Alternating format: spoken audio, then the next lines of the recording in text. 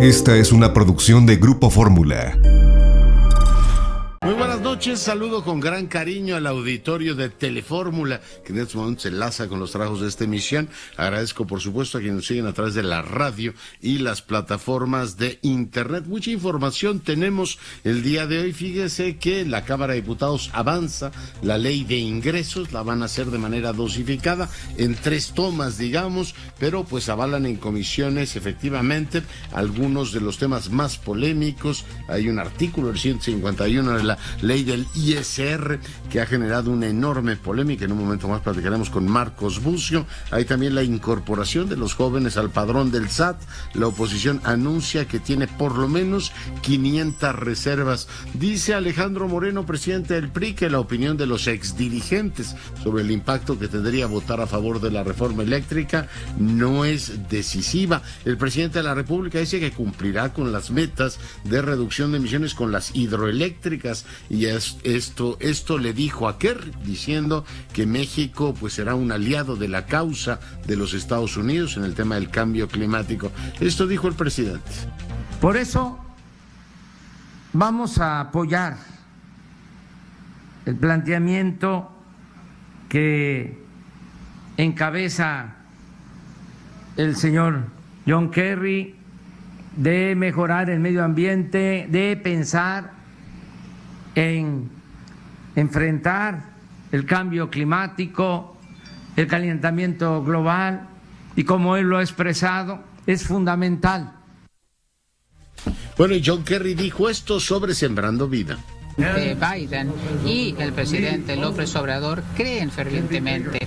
Es algo que puede crecer, puede ser más sólido y pueden acompañarnos hacia un futuro promisorio.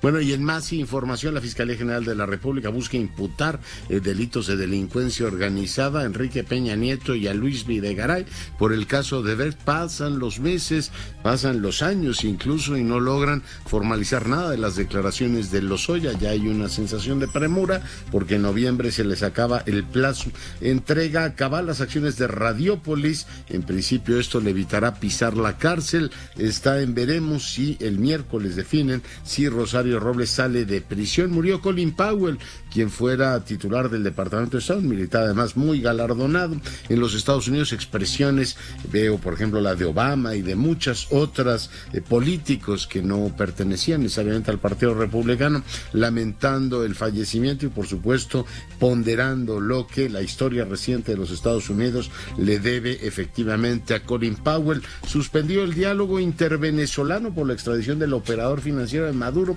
de Cabo Verde a Florida, Alex Saab. Imagínense lo que le costó, que suspendió de plano el diálogo. Y por supuesto con ella la credibilidad.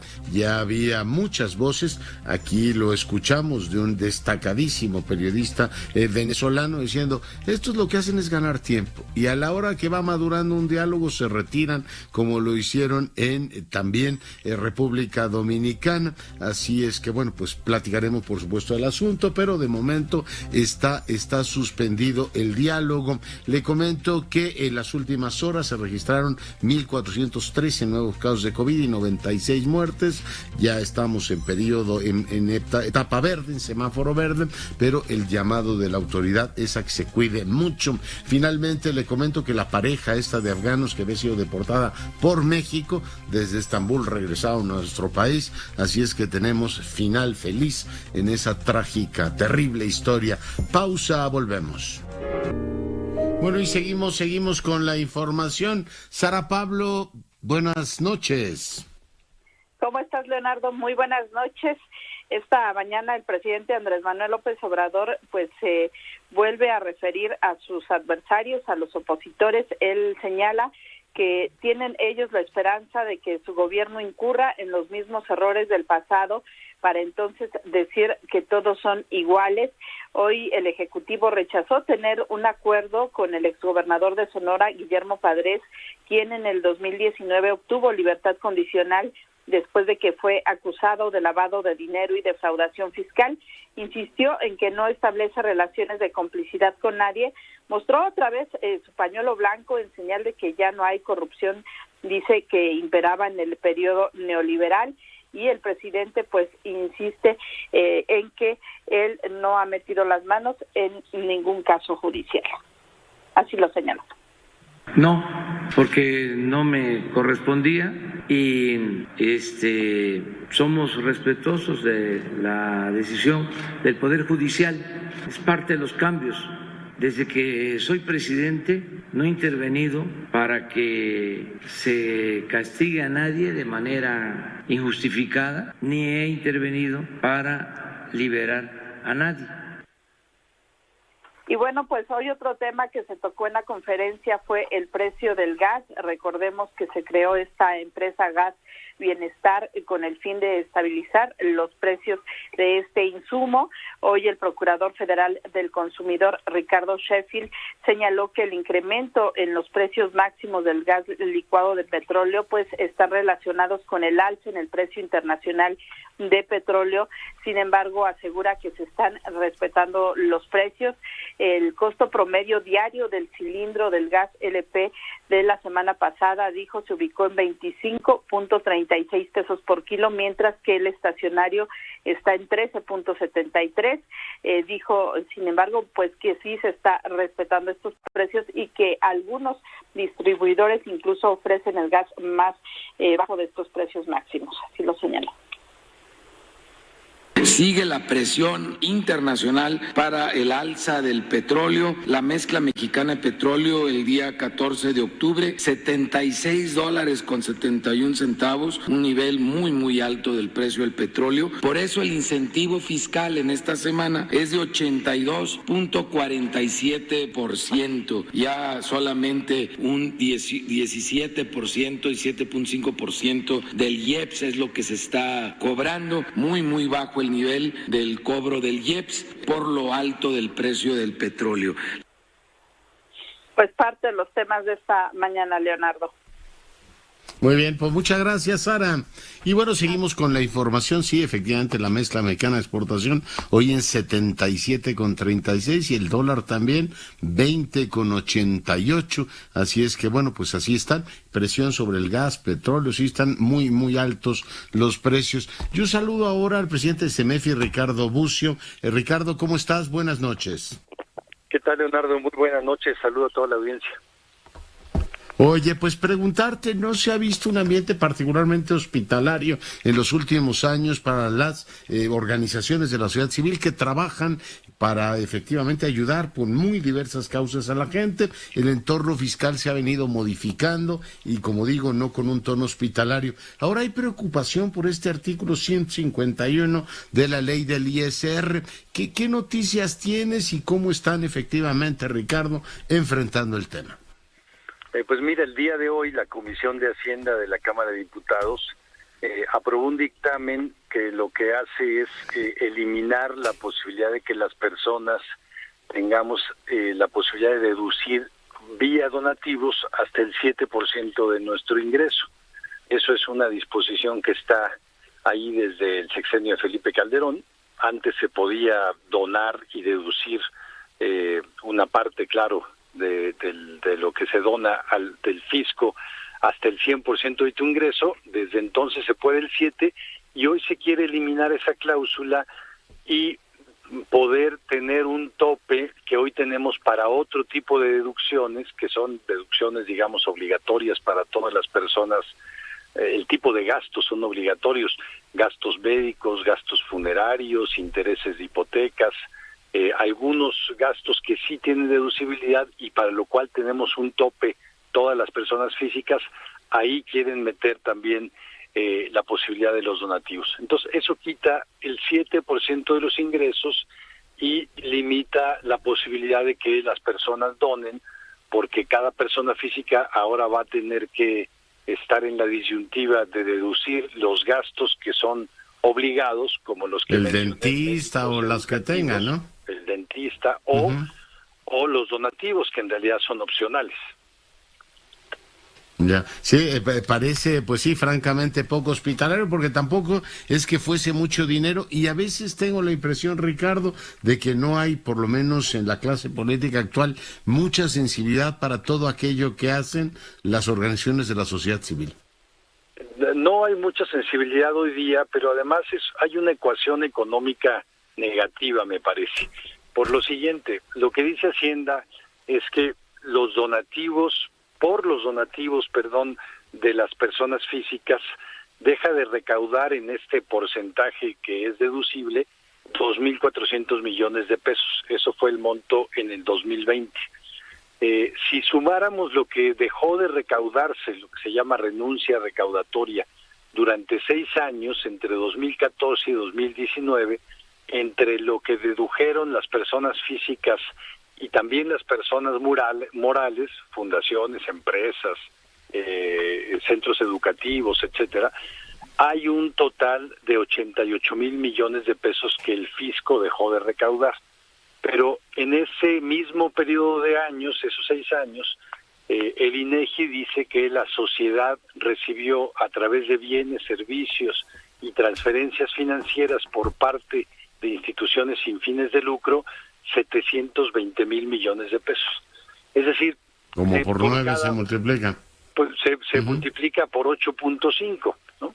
El gobierno dice que deja de recaudar, pero el gobierno quizá podría recaudar un peso, a ese peso quitarle gastos de operación, gasto de burocracia y destinar lo que reste a la sociedad. Es decir, en términos económicos no sale, pero además sí creo que es una vulneración al tema de las libertades personales que tenemos como individuos para poder aportar en las cuestiones que nos parezcan loables, convenientes y que, claro, sean lícitas y de interés público.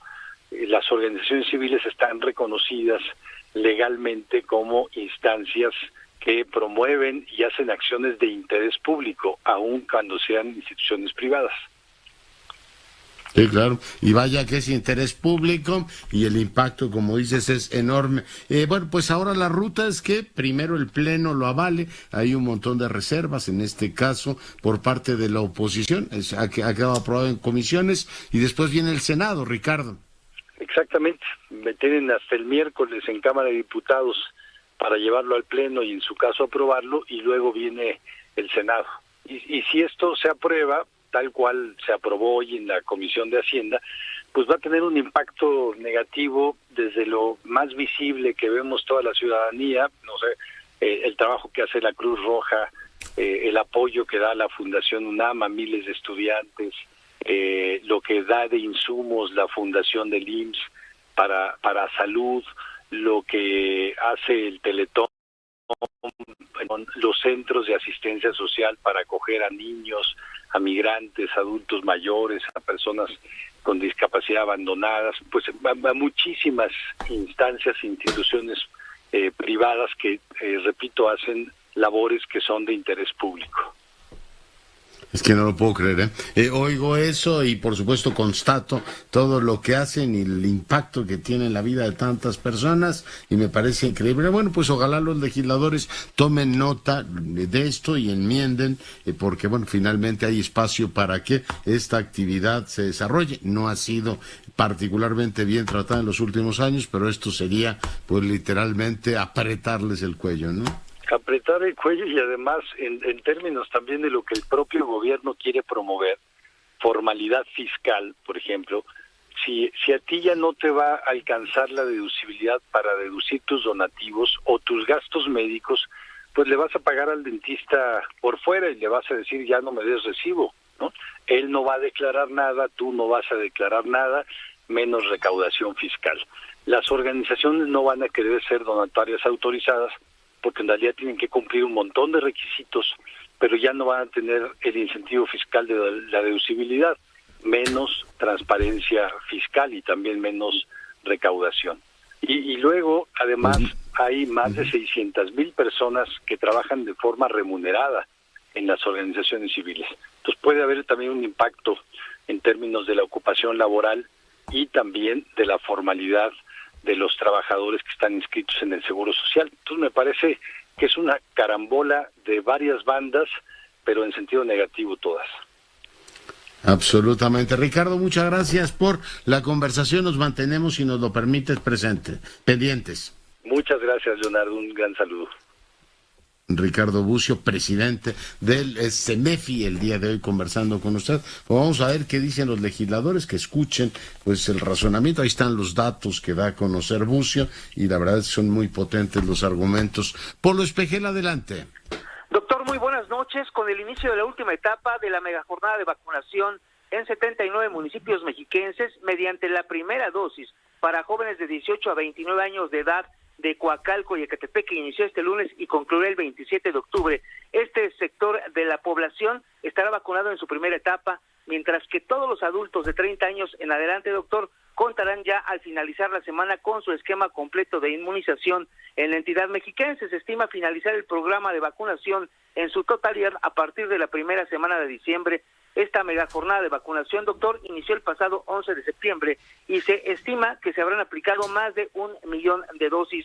Decirle que de acuerdo con lo que se ha informado, doctor, hay algunos municipios en los que ya se concluyó la etapa completa de inmunización, como son Nezahualcóyotl y Huixquilucan. Incluso en estos municipios, doctor, algunos jovencitos fueron con sus disfraces alusivos al Día de Muertos. Las sedes, horarios y requisitos pueden consultarse en el sitio web edomex.gov.mx/vacunación, y recordar que este lunes, junto con la Ciudad de México, el Estado de México regresó al semáforo epidemiológico de color verde. Doctor, el reporte que tengo. Gracias, buenas noches. Buenas noches. Y me enlazo ahora como todos los lunes con el diputado Salomón Chertorivsky. Salomón, ¿cómo estás?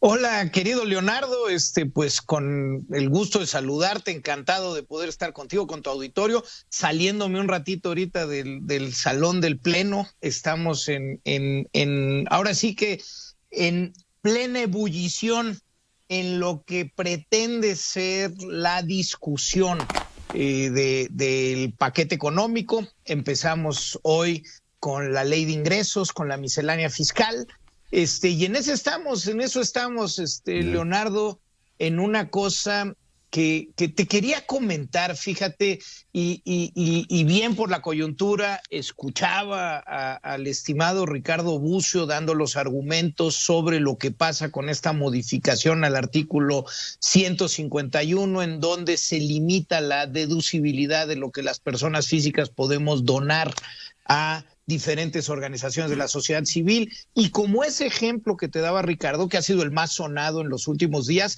hay muchos detalles en la miscelánea fiscal y en general en la ley de ingresos que merecerían, como tú bien lo estabas diciendo, un espacio para que se presentaran los argumentos, se presentara la información, se presentaran los números, se presentaran lo que para juicio de algunos pueden ser las posibles consecuencias, y ya que en base a ello pudiera haber un diálogo.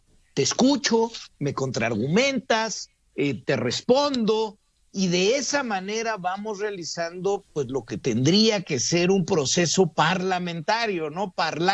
Hablar, tratar, intentar de escuchar la razón del otro, mejorar en conjunto lo que se envía.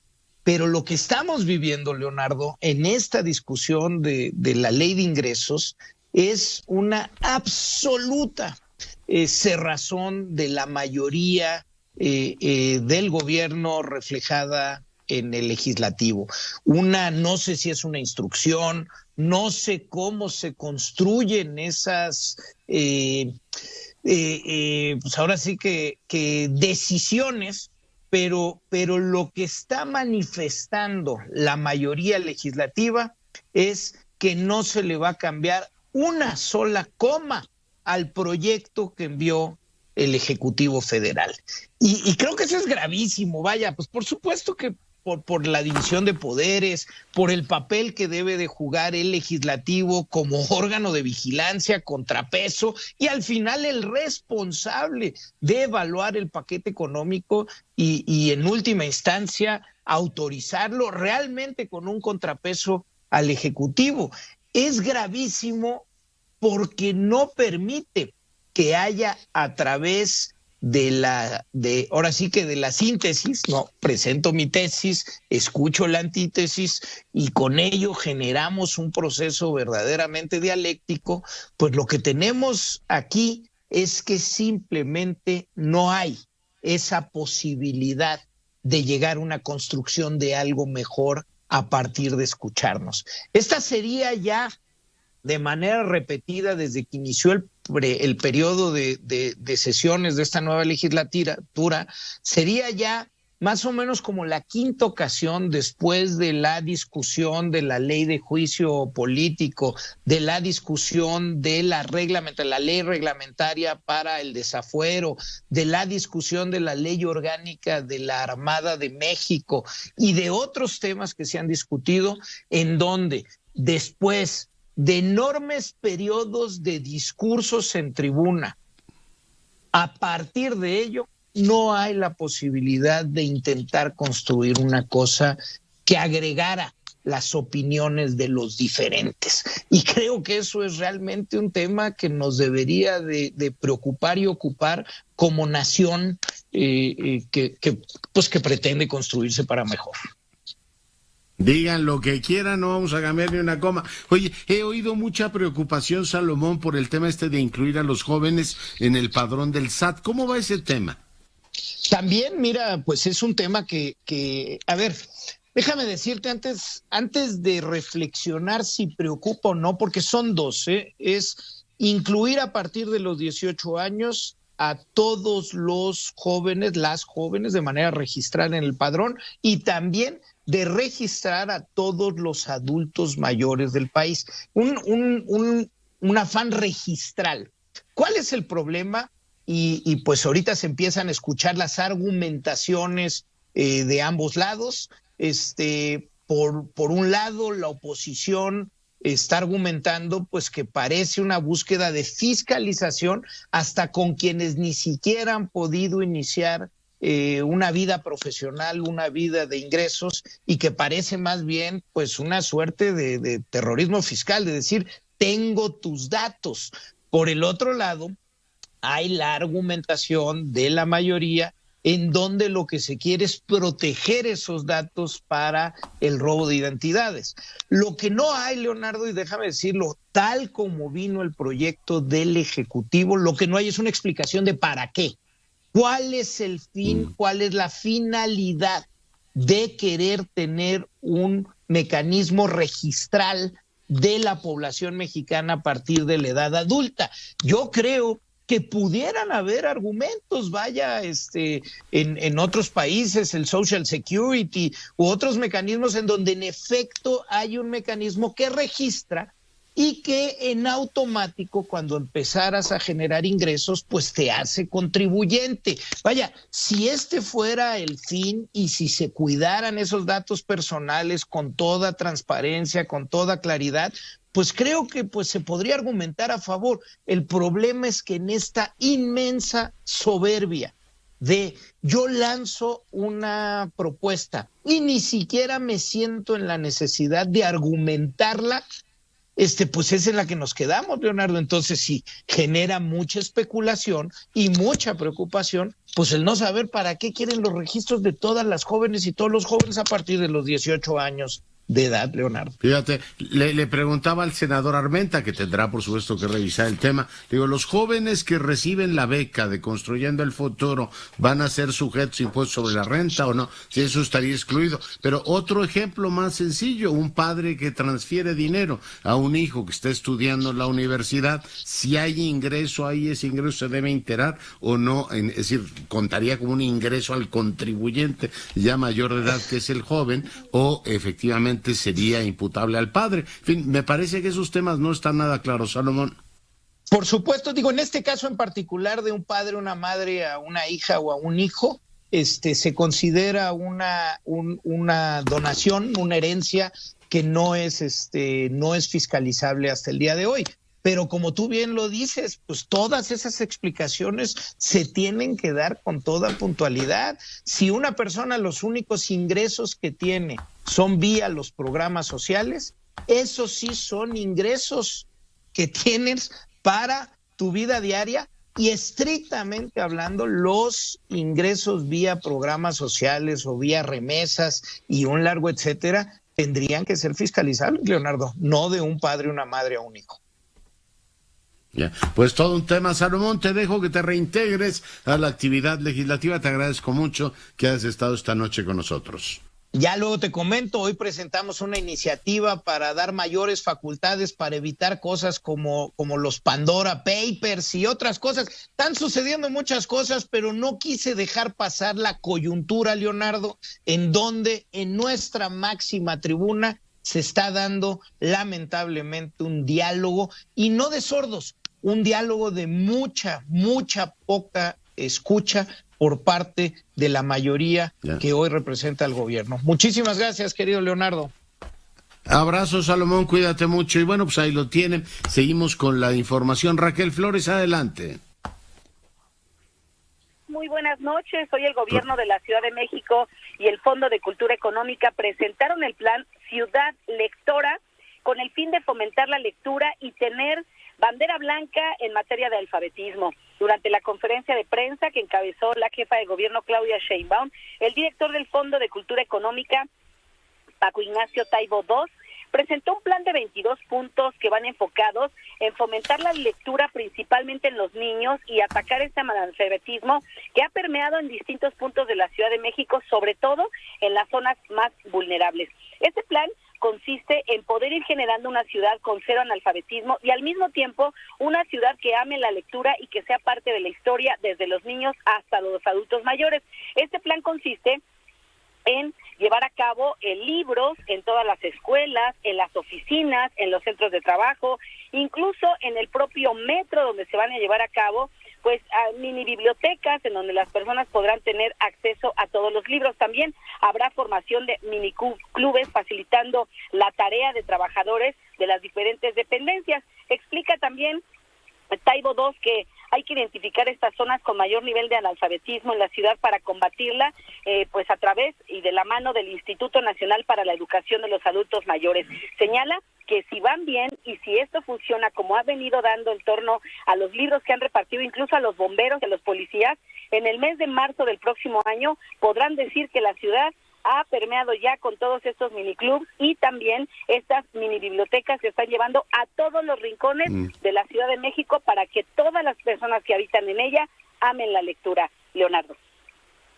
¿Tanto así? Bueno, pues yo veo a mis compatriotas ocupados de muchas cosas, pero este gobierno ya lleva 3 años, Raquel, supongo que les habrán preguntado, y arrancó diciéndonos que iban a ser como un país de lectores. Entiendo que se nos cruzó la pandemia y todo lo demás, pero ¿hay algún avance acreditable en 3 años? ¿O nos siguen diciendo que lo van a hacer? Además, ¿qué descubrimiento esto de que Linea los ayude a alfabetizar adultos? No parece que sea, digamos, un hallazgo especialmente relevante.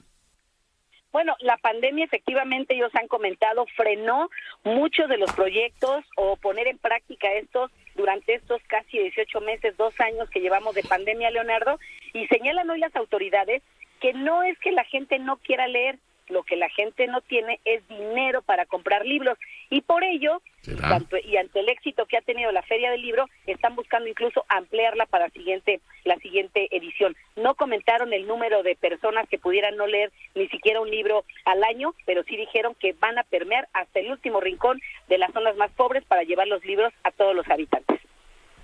Hay bibliotecas, fíjate, casi todas las bibliotecas ahora digitalizan libros, y si tienes un teléfono celular puedes bajar un PDF de un montón de clásicos. No creo que vaya por ahí el problema, pero bueno, nos han repetido efectivamente esa tesis, y es la gubernamental, y ellos mandan. Raquel, muchas gracias.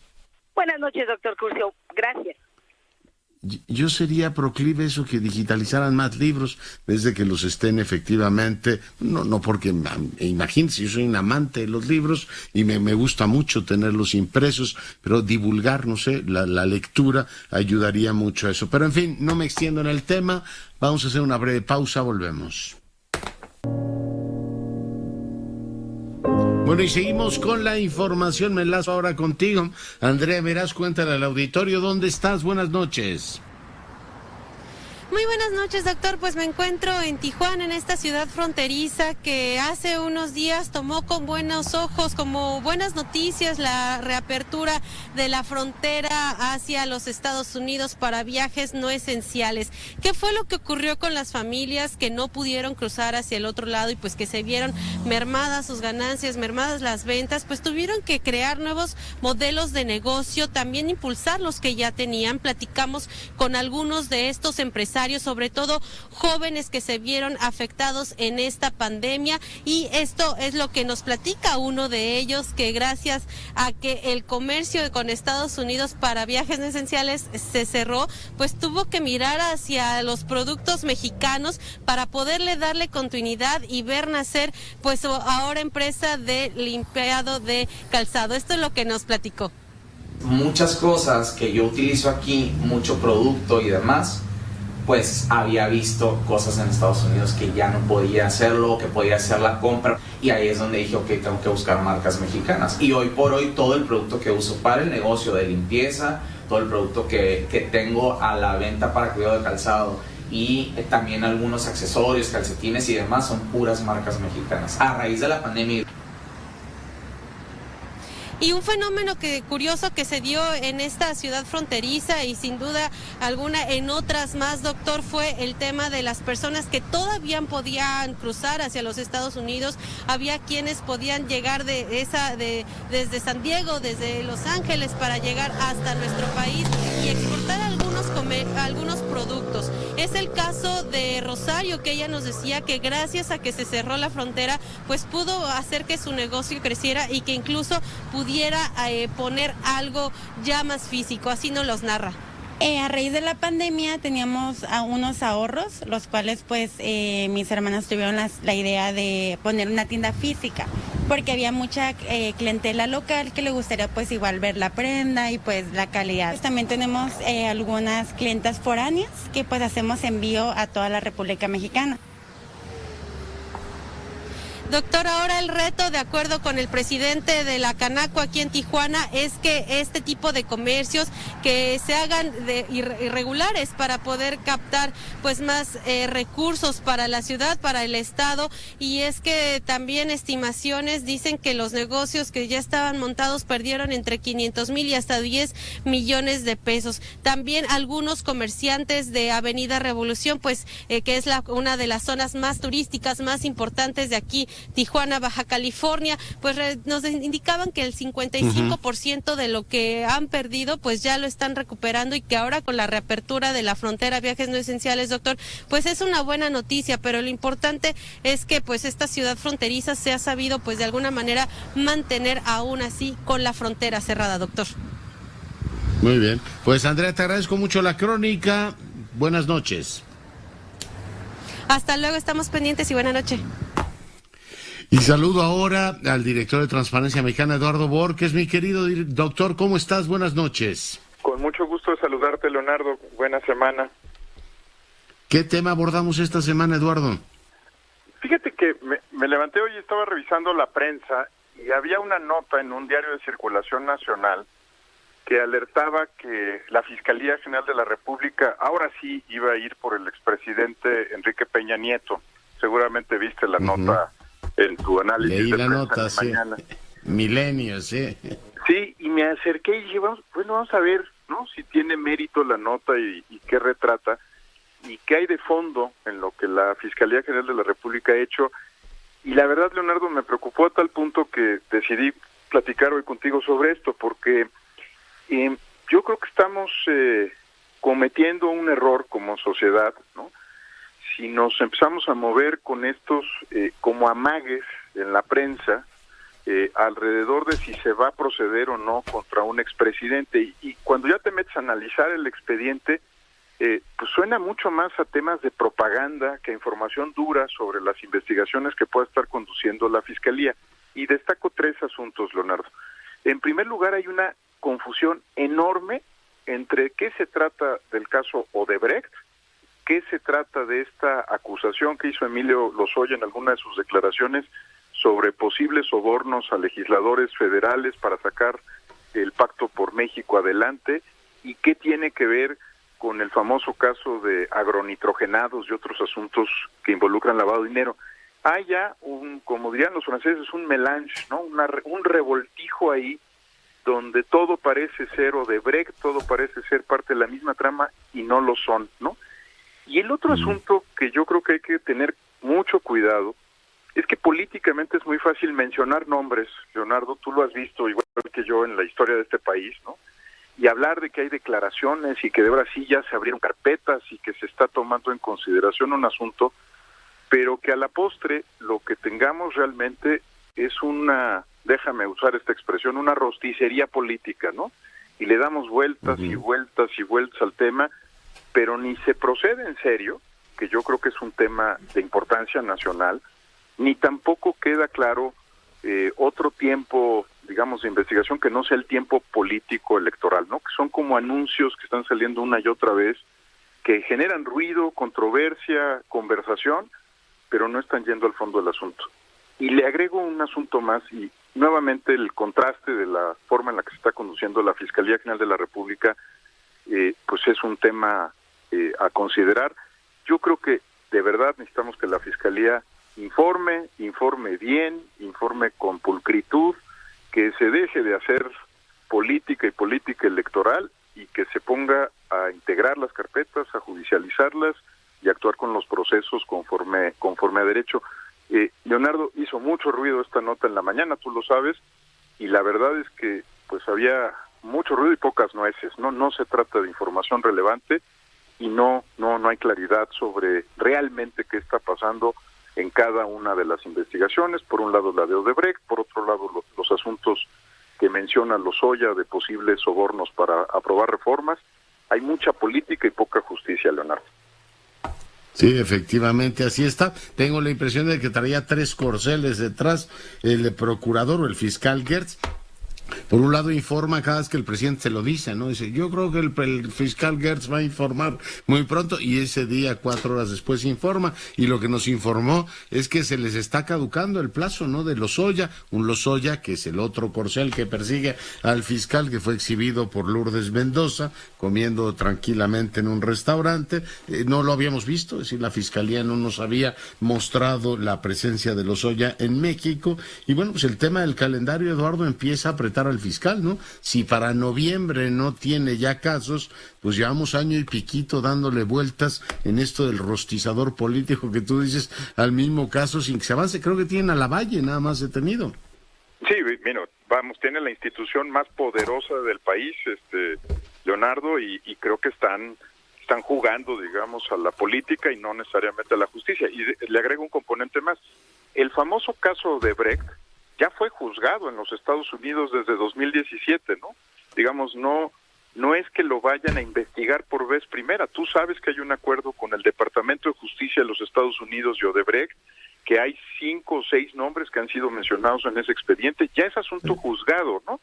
Lo que le tocaba a ellos Lozoya, sí, era asegurarse de que también hubiera sanción para los responsables en territorio nacional, porque pues Michel Odebrecht, el responsable de esta empresa y de esta trama, ya dio los nombres, lo que están codificados bajo un acuerdo sellado ante un juez en el caso del Departamento de Justicia. Entonces, tampoco es que haya que investigar mucho, ¿no? Digamos, los nombres ya están ahí, los tiene el Departamento de Justicia, los tiene la Fiscalía brasileña.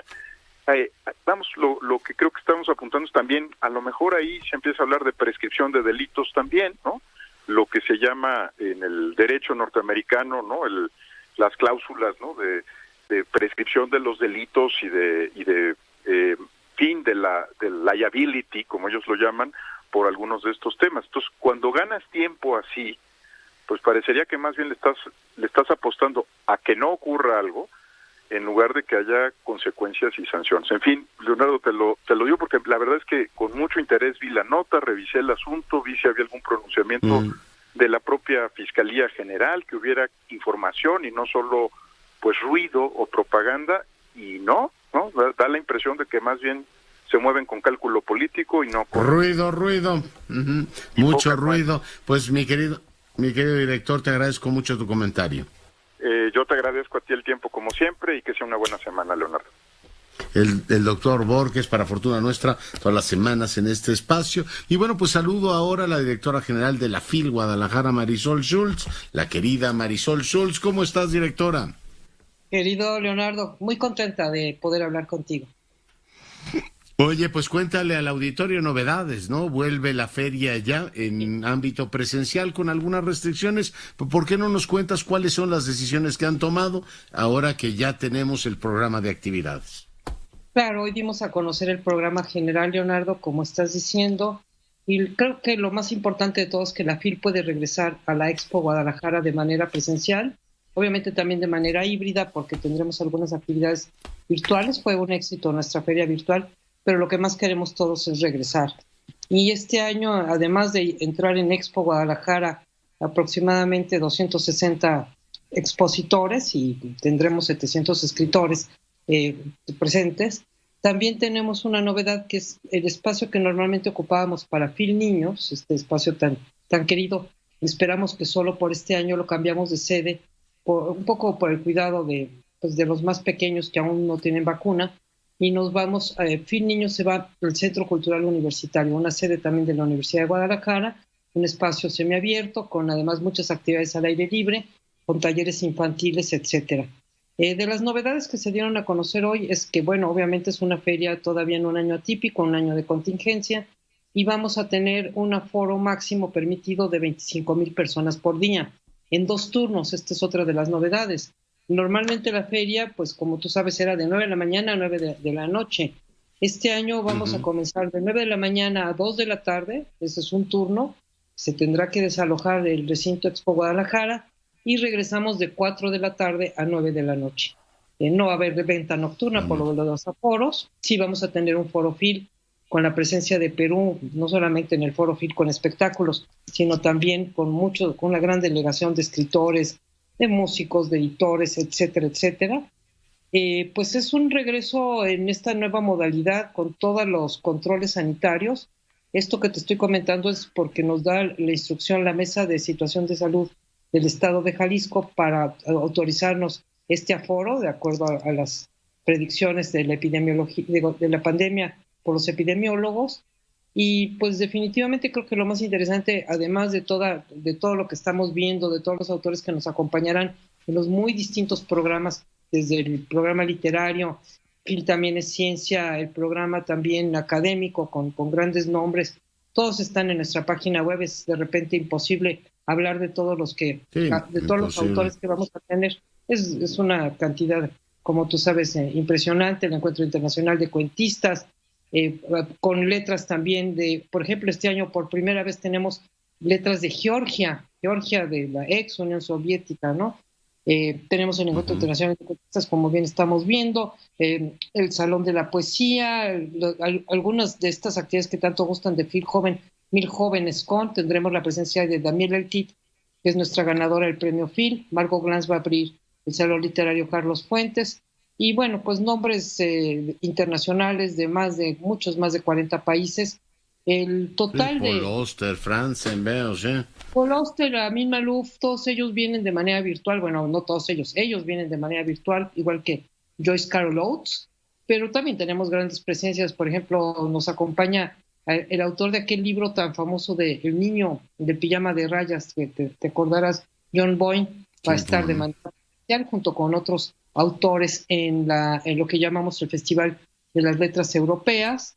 Y bueno, pues este resumen un poco rápido que te estoy haciendo, pues implica un gran trabajo y un gran reto por todos los controles sanitarios que vamos a implementar este año, tanto en la Expo como en la parte de los niños, en lo que te digo que es FIL Niños, por primera vez en el centro, y esperemos que por única, en el Centro Cultural Universitario. También una cosa importante, vamos a provocar que la mayor parte de la gente compre sus entradas en línea y que a través de eso se le entregue un código QR, como se está haciendo en estos eventos, para poder ingresar.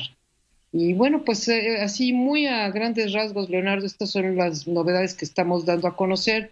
Todo está en una página web, la página fil.com.mx. Ahí hay un programa muy amplio, ya pone programa FIL 2021, y la gente puede ir armando su agenda y puede ir viendo todas las actividades que estamos desarrollando, pues que en realidad sí son muchas horas de de presentaciones, hay menos salones que otros años.